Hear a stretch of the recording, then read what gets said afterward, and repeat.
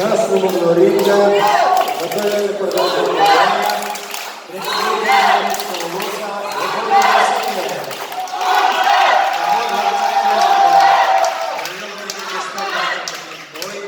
сцену. В боях одержал победу. Мастер спорта России.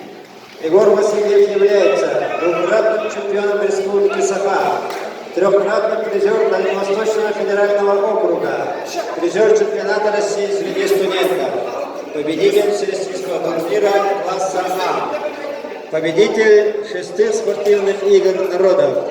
Тренируется под руководством тренеров Ивана Степанова и мастера спорта Николая Дмитриева. Егор Васильев, красный угол.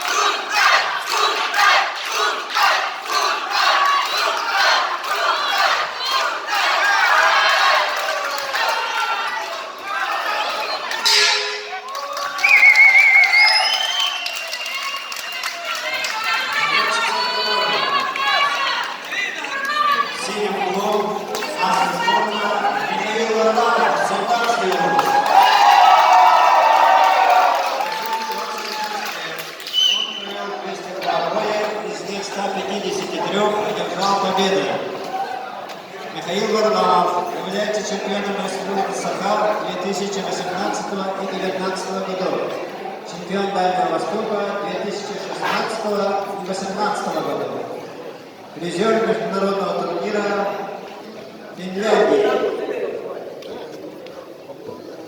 Михаил Варламов тренируется под руководством тренеров Игоря Ефимова и Семена Неремеева. Михаил Варламов, синий угол.